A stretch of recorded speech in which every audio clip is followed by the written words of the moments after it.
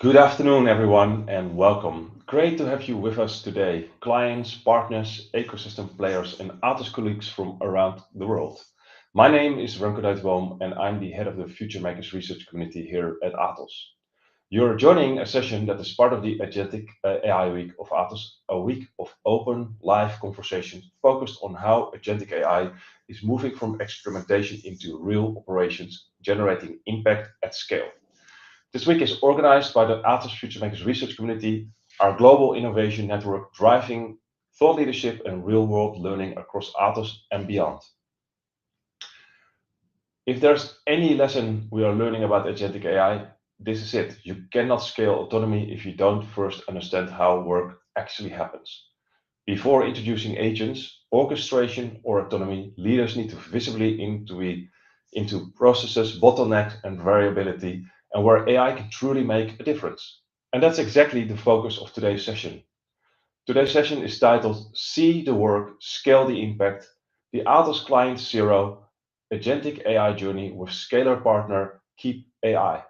This is a very concrete session. It looks how at Atos is its own Client Zero. It's using process intelligence together with our scalar partner KYP.ai to identify high-value opportunities for agentic automation, rethink digital roles, prepare for more autonomous operation models. You'll see how this insight-led approach supports the early stages of agentic lifecycle, from understanding performance to deciding where agents add value and where processes are simply not ready yet. Let me introduce you to the speakers. Today, I'm very pleased to welcome Pete Evans, Head of AI Transformation at Atos. Pete is who's leading the Atos Client Zero journey and the practical implication of agentic AI inside our own operations. And with us today, we have also Felix Haser, Chief Customer Officer at KIP, who brings deep expertise in process intelligence and data-driven decision-making to uncover where automation and agents can deliver real impact. Together, they will share lessons learned from the practice, not theory, but showing what it really takes to move AI ambition to scalable and responsible execution. So, if you're exploring how process intelligence, ecosystem collaboration, and responsible agent design can accelerate your AI journey, this session is for you. Pete, Felix, the floor is yours. Thank you, Remco, and hello and welcome, everyone. Let me start with a simple observation. Most organizations don't fail at AI because the technology doesn't work. They fail because they try to scale without seeing what they're scaling. So today isn't about more AI ideas. It's about how we turn AI into a controlled, investable operating advantage without falling into the pilot trap that's already catching most of the market. The title line you see here matters. See the work, scale the impact. So that's not do more AI or not deploy agents. What we'll share is the Atos Client Zero Agentic AI Journey, meaning how we apply these approaches inside Atos first to prove value and governance before scaling anywhere else.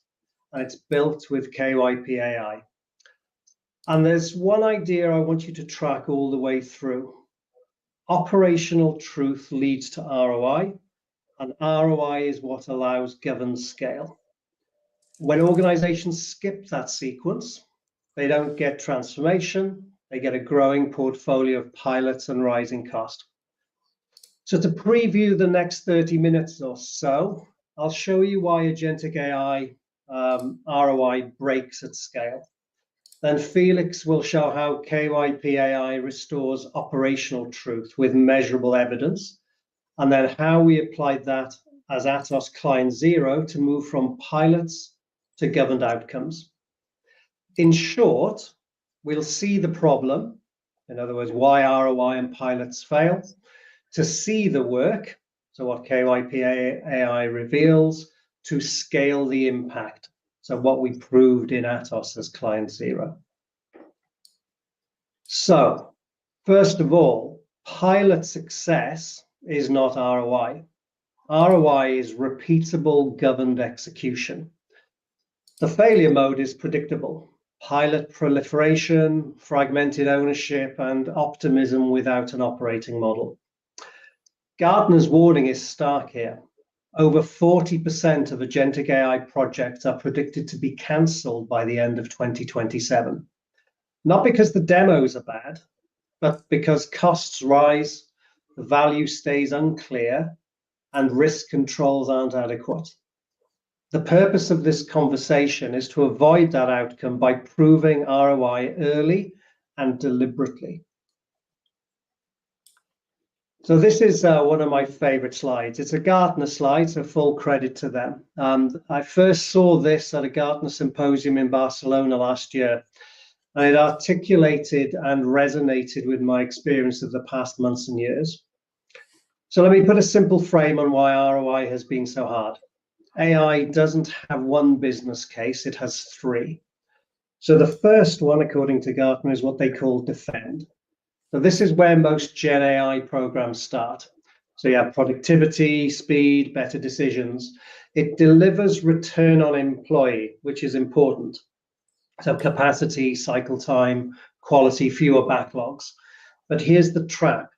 Time saved isn't money saved unless the enterprise changes what it does with that capacity.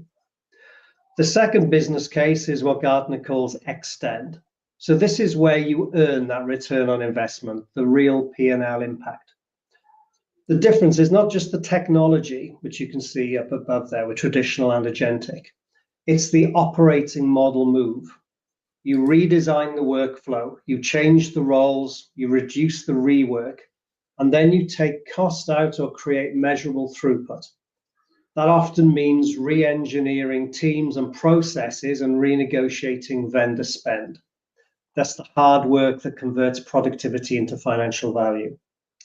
And then thirdly, we have upend.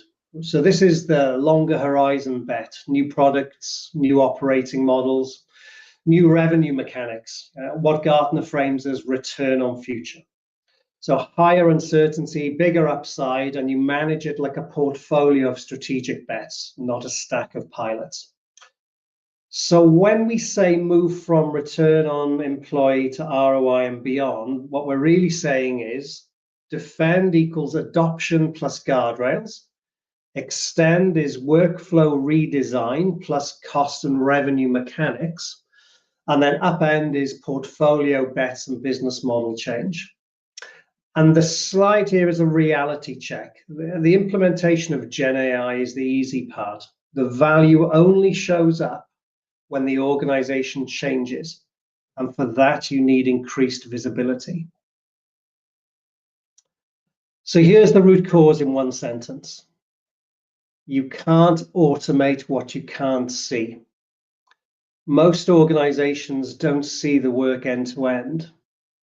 I've seen over the past 24 months attempts to build ROI projections that sometimes, honestly, were mostly guesses. So we've seen fragments, so tasks without context, systems without outcomes, reports that look backwards. That's how you end up with an AI wish list instead of investment grade business cases. And with agentic AI, the lack of context doesn't just limit the value, it amplifies the risk. And so then this slide is about one shift then, to move from pilots to transformation. So on the left is the pilot mindset. You prove the tech, you celebrate a local win, you ask for another POC. That creates confidence, for sure. But confidence isn't a business case. On the right is the transformation mindset executives actually need to run. So this is proving the economics, prioritizing a portfolio, defining an enterprise operating model change, and embedding the governance. And opportunity diagnosis is the bridge. It's how we answer 4 executive questions before we scale anything. Where is the value? Where should we focus? What's the operating model change? And how do we stay in control? So pilots create confidence. Opportunity diagnosis creates commitment.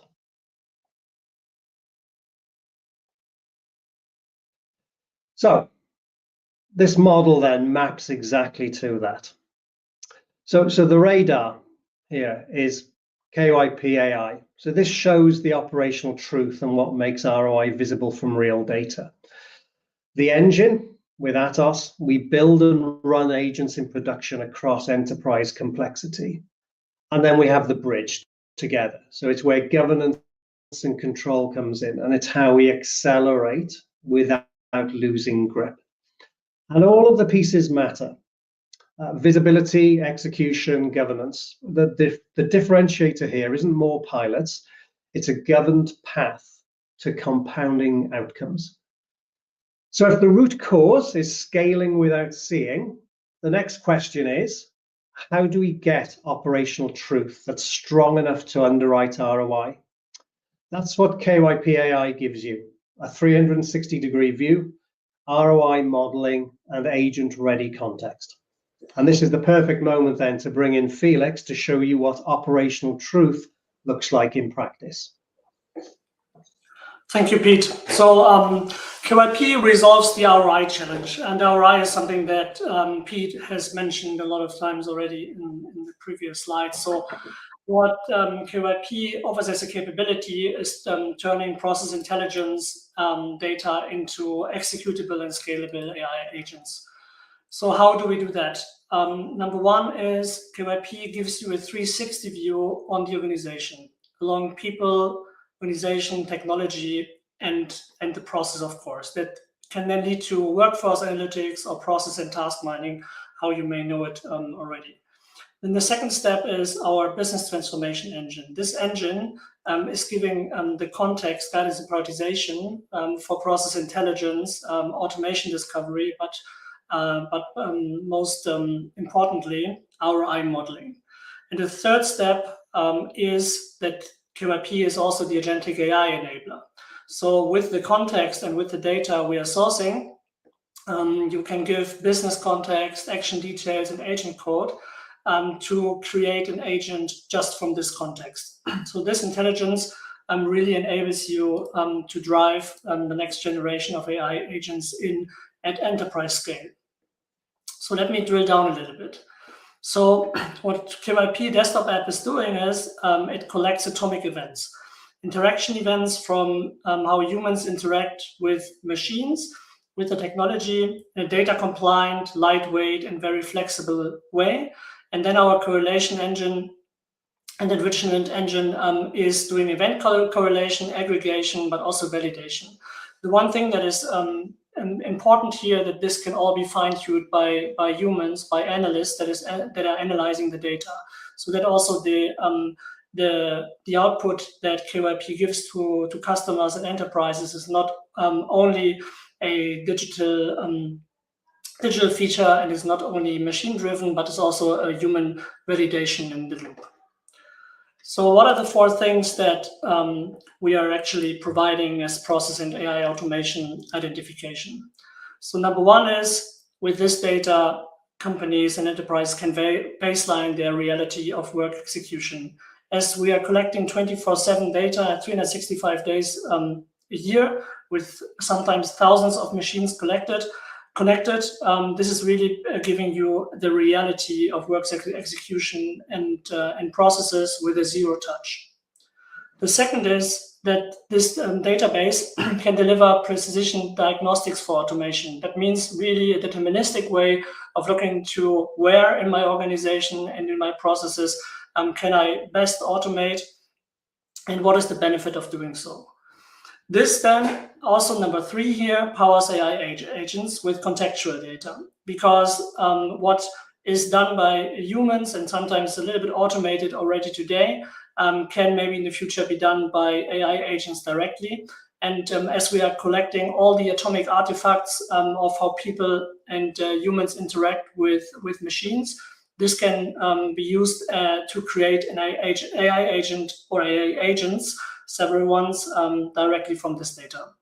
And last but not least, all the data is definitely used to quantify the potential automation, AI potential, because this is always the starting point. How to do we get to cost reductions or unlock capacities, time saved, and what have you? What can you do with the AI investment, and give you a real benefits case and a business case to decide on how to move further in an organization. How does this concrete look like? So our recommendations for high ROI automation for AI agents, for example, but for also any other thing that can be automated or even standardized, is very much coming top down. So when you have the collected data in terms of times that are spent on particular process steps, then you can calculate FTEs and savings from it.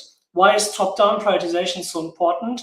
Because you would like to start your AI journey with the highest impact agents or highest impact automations from the start, and not do something that may have only a very low impact in the end. And everything here has to have an ROI-driven validation. So according to the company specifics or the process or the interaction specifics, this really needs to be validated, and then a decision can be taken what can be implemented or should be automated. And together with our partner Atos, we are creating also AI agents ready, multimodal, scalable, with the highest ROI. We have an LLM-powered module that is called KYP Concierge, which gives customers the business context. So what are the applications involved, data service triggers, examples, but also then derive from this agent code. What is agent code? It is basically the firm and first introduction and description of what should an agent do. And then Atos, with their sovereign agentic studios that also Pete will allude to later, this can then be turned in via trust layers, agent core, but also infrastructure into scalable AI agents. I think the most important thing is really to say that these agents are scalable and not POCs, right? So because they are basically a blueprint that is coming from real organizational processes, and that's why they are so valid and so ROI driven. So, and with that, over back to you, Pete. That was a little bit of introduction of KYP. Thank you, Felix. So once you can measure the work and defend the ROI, the conversation shifts from can we build an agent to can we run and govern it at scale? And that's where our Client Zero experience at Atos becomes the proof. So this is an organizational change slide, and it's critical. Yeah. So Client Zero isn't a marketing story. It's how we built execution credibility. So this has been quite a journey for us, and we started this with the mission, which was to unlock the full value of AI and amplify our talent, and that required an organizational change program that you can see the 6 core elements of here. So first of all, leadership and AI strategy development. So first of all, we had very strong executive leadership from the top setting our direction. We also created a leadership program for our executives and our top managers called Strategic AI Leadership, or SAIL, which was both some time and some frameworks and mechanisms with which we could help the leadership team to develop a strategy for their part of the business as to what AI meant for their particular area of the business. The second one was that critical for us was to ensure that we were addressing responsible AI risk and compliance. So from the very start, we ensure that we embedded the right governance and the right risk controls and the ethical standards into our way of working, making sure that that was consolidated and systematic across the organization. Change leadership and culture is, of course, really, really important for us. So first of all, we conducted and continue to conduct our maturity assessments across the organization. So this is where every department, every business area conducts an assessment of itself across a number of different dimensions. So this could be strategy, technology, people skills, management, etc. And to repeat that at regular intervals and use that as a diagnostic and a path for continual improvement as we evolve our maturity. Along with that, we established communities of practice and communities of AI transformation leaders as well across the company so that we could adapt together and have a joint shared journey through this. Of course, platform architecture and engineering is important. So we have a secure, scalable AI platform so that we can move from pilots into enterprise delivery.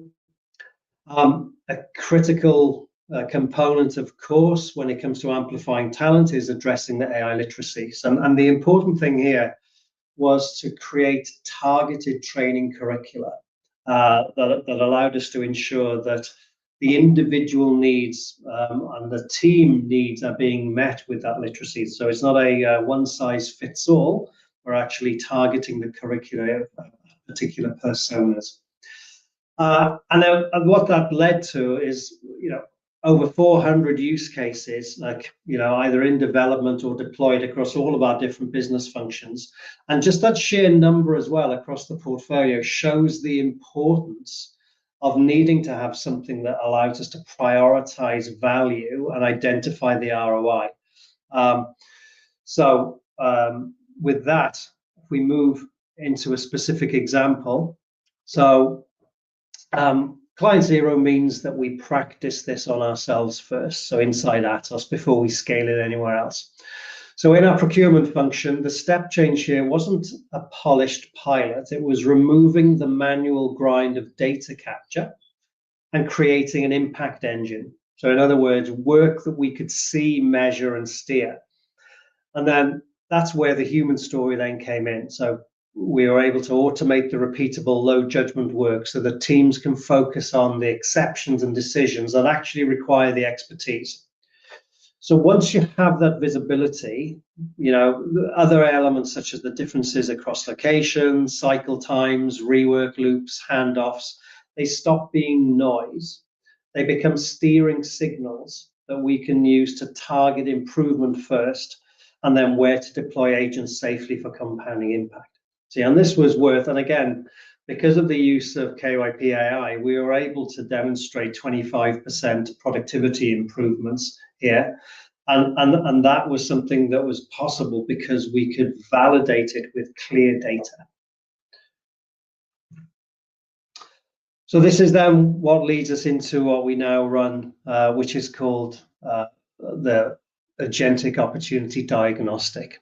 Okay, so this is the portfolio discipline in action. And the key phrase is fewer bets, bigger outcomes. So this diagnostic that we run is designed to solve the executive pain points. So on the left there, too many ideas, unclear feasibility, pressure for measurable impact, concerns about compliance and talent, difficulty linking agentic AI to business value beyond the hype. So we've run it in phases, and we offer this to our clients as well. So first of all, we assess the maturity, just like we've done internally. We follow that then with alignment on goals, and then we use real process data to map those opportunities, to diagnose those opportunities and quantify the ROI. So the output then isn't an extensive backlog, it's a decision-ready shortlist. That'll be priority opportunities, the initial KPIs, the value hypotheses, and a roadmap. So this is how we were able to move from strategy to execution without gambling, without that lack of visibility. And this is what we offer as well now to our clients. And now, at Atos, we're genuinely proud of the ecosystem behind this. So through Atos Scaler, we work with a curated set of innovative technology partners who strengthen parts of the agentic lifecycle and helps us to accelerate time to value. But the important point here is how we partner. So innovation isn't bolted on at the edges.